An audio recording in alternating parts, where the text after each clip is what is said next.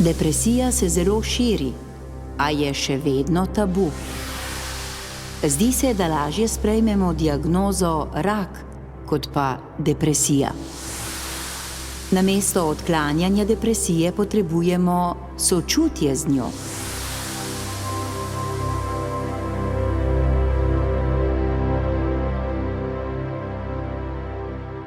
S knjigo želimo pogumiti bralce in bralke, da bi se soočili s svojo žalostjo, obupom in depresijo, si jih ogledali, se spravili z njimi in se vprašali o njihovem smislu.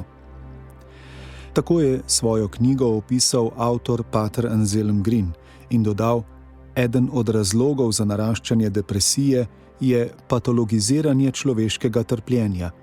Kadar trpljenje in žalost ne smeta več imeti deleža pri življenju, se na to odzovemo z depresijo.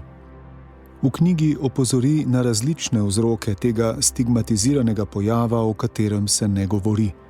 Raje se pogovarjamo o želodčnih razjedah in nenehnih glavobolih, kot pa o dejanski diagnozi, saj nas ta stigmatizira. Prisluhnite nekaj odlomkom iz knjige Poti skozi depresijo, ki smo jih izbrali za tokratno oddajo Sol in luč na Radiu Ognjišče.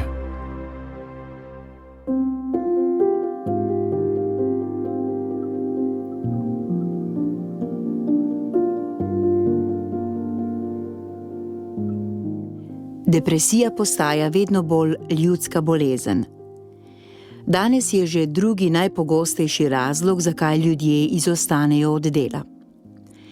V Nemčiji ocenjujejo, da približno 4 milijone oseb, ki so v obravnavi, trpi zaradi depresivnega obolenja in da je do 20% ljudi v svojem življenju enkrat postalo depresivnih.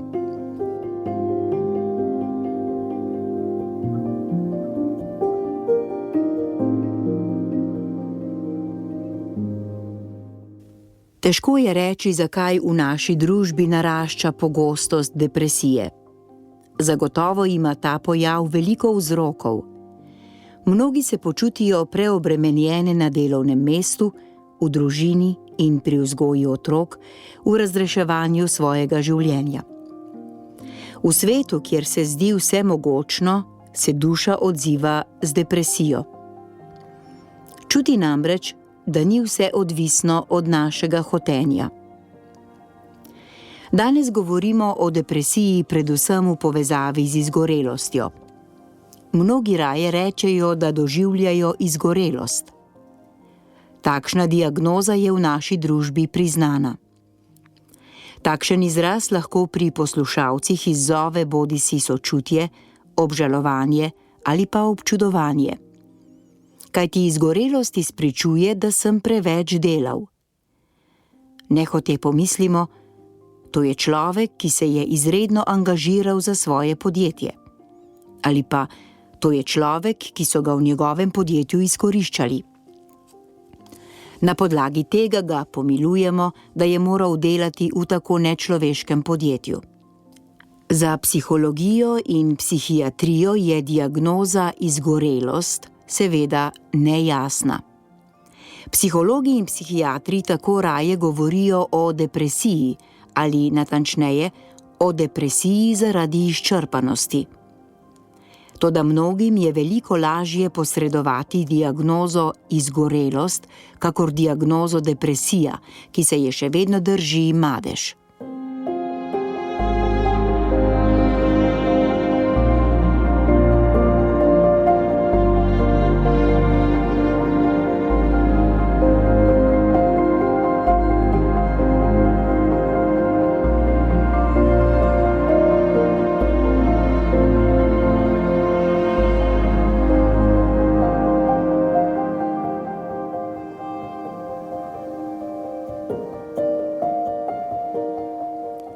Pomemben vzrok za nastanek depresije je zagotovo nezmirnost. Ne le nezmirnost v porabi, ampak tudi v odnosu do naše samopodobe.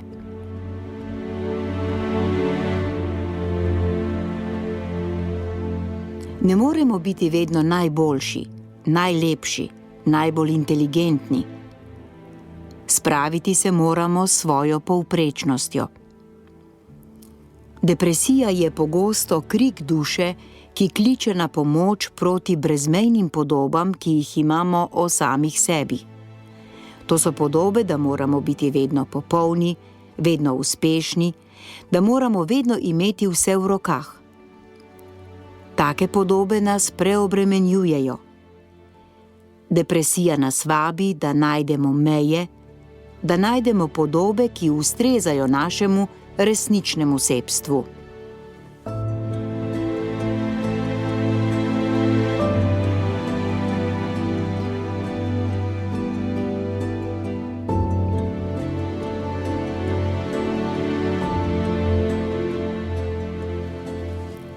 Drugi razlog za naraščanje depresije je patologiziranje človeškega trpljenja.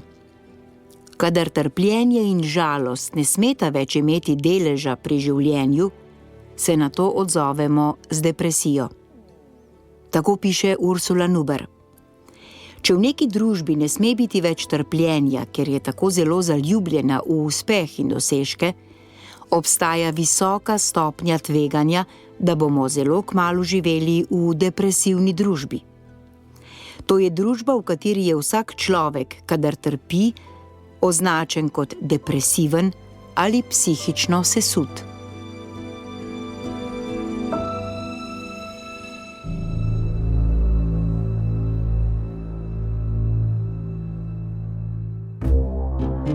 Sol in luč.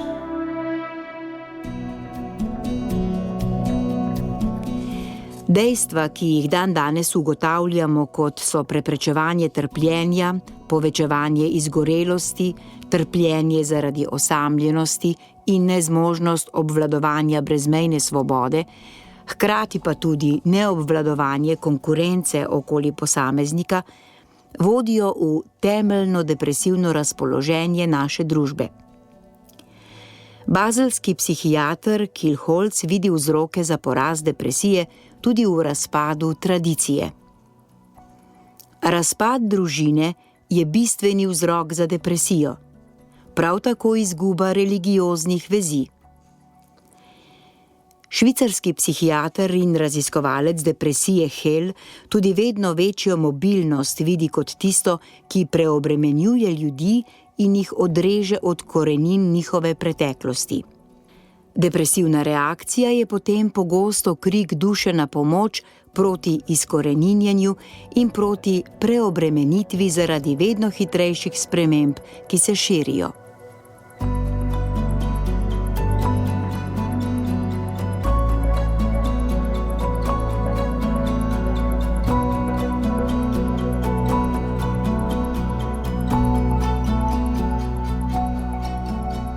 Četudi se depresija v naši družbi zelo širi, je pogosto še vedno tabu, o katerem se ne govori javno. Velja za nekaj, kar je najbolje zamolčati. V nasprotnem primeru se oseba znajde v nevarnosti, da bi govorili tudi o njej. Raje se pogovarja o svojih želodčnih razjedah ali o večnih glavobolih, kot pa o depresiji, ki jo je doletela. Da, zdi se nam lažje govoriti celo o obolenju za rakom, kot o našem depresivnem razpoloženju, ki nas je nepričakovano prevzelo.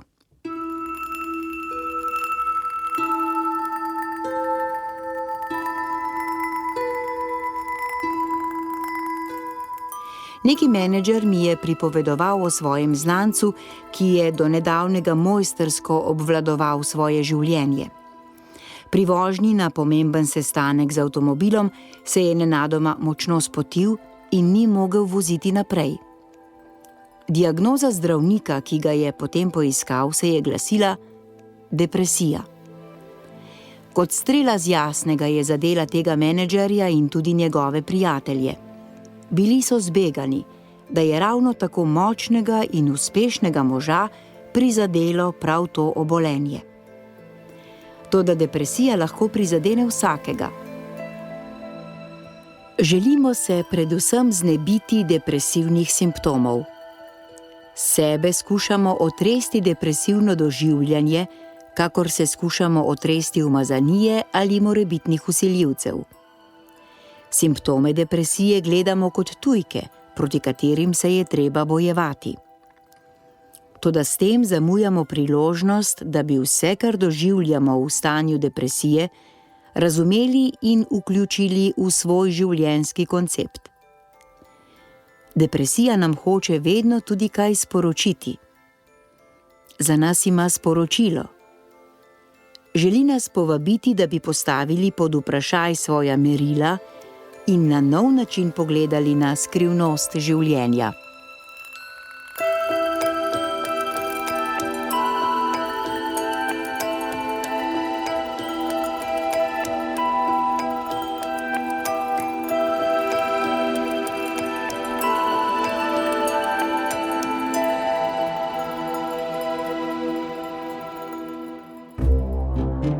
Sol in luč.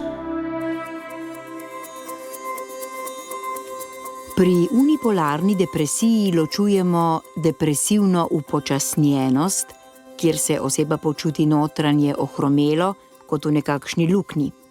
Zjutraj komaj vstane. Druga pa je depresivna agitacija, ki se kaže v velikem nemiru in praznem aktivizmu.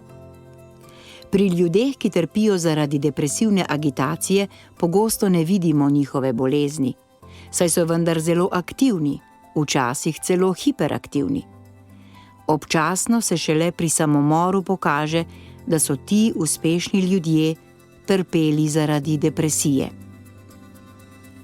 Obstaja pa še zakrinkana depresija, ki se pogosto skriva za telesnimi simptomi, kot so glavoboli, težave z želodcem, izguba apetita in vrtoglavica. V duhovni tradiciji imamo fenomen temne noči, v kateri pristanejo ljudje na svoji duhovni poti. Tako želim govoriti tudi o povezavi med temno nočjo in depresijo.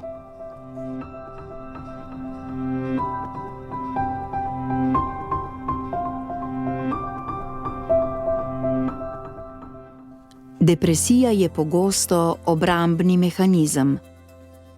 Ker se oseba boji drugih, se mora skriti za zaščitni plašč depresije. Depresivni ljudje pogosto občutijo globoko odtujenost od svojih sorodnikov. Prijateljev, tudi svoje družine ne dosegajo več. Neka depresivna žena to razkriva takole. Skušaš siliti z glavo skozi zid, da bi vzpostavil odnos, a ne gre. Obisk svojih doživljam kot nočne prikazni, vse je zabrisano, otroci so tako bledi, z moje strani tako nezaželeni. Praznina zapolnjuje prostor med menoj in mojim možem do te mere, da ne morem prek nje. Depresivni ljudje se ne morejo ničesar veseliti, nobenega obiska, nobene pohvale. Vse gre mimo njih.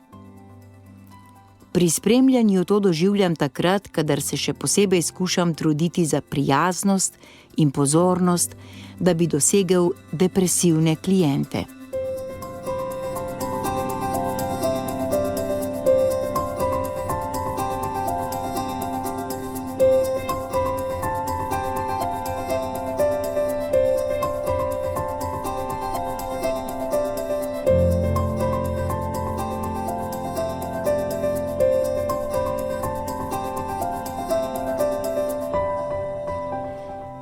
Depresija me očisti iluzij, ki zakrivajo mojo resnično samopodobo.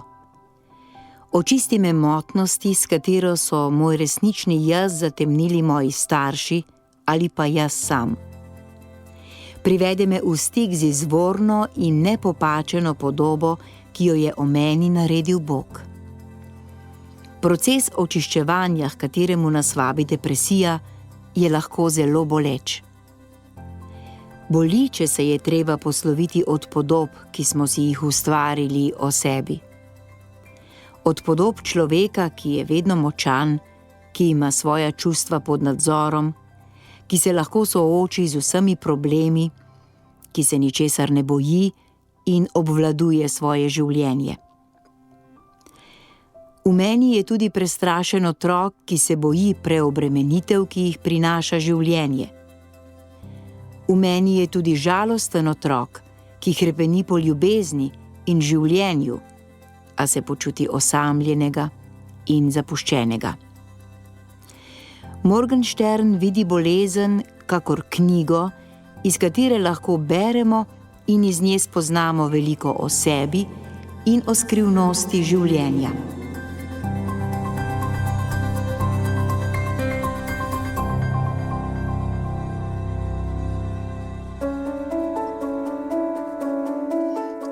Namesto da bi odklanjali depresijo, potrebujemo sočutje z njo. Moramo se vživeti vanjo in jo vprašati, kaj nam želi povedati, na kaj nas želi opozoriti. Vsaka depresija ima tudi svoj smisel. Če jo odklonimo in se razvrednotimo, ker smo depresivni, ne bomo nikoli prepoznali smisla svoje bolezni. Nasprotno, vedno močnejša bo. Postajala bo sovražnik, ki nas drži v kleščah. V pogovorih pogosto srečam ljudi, ki so sami sebe obsodili, ker so tako depresivni, da ne zberejo poguma, s katerim bi se predali Bogu. Toda obsojanje samega sebe le utrdi depresijo. Le sočutje z boleznijo jo lahko spreminja. Drugi korak je v tem, da stopimo v odnos s svojo depresijo. Postaviti jo moramo predse, si jo ogledati in jo povprašati. Kaj mi hočeš povedati? Kakšno sporočilo imaš zame? Na kaj me želiš opozoriti? Kaj sem spregledala v svojem življenju?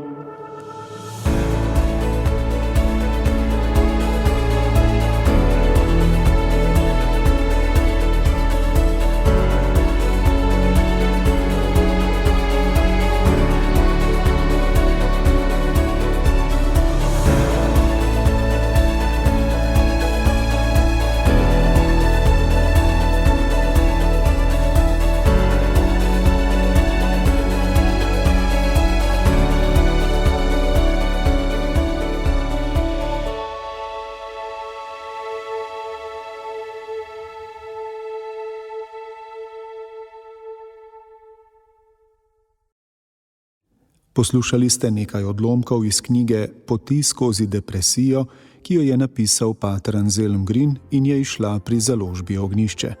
Brala je Mateja Subotičanec, oddajo pa sem pripravil Tadej Sadar.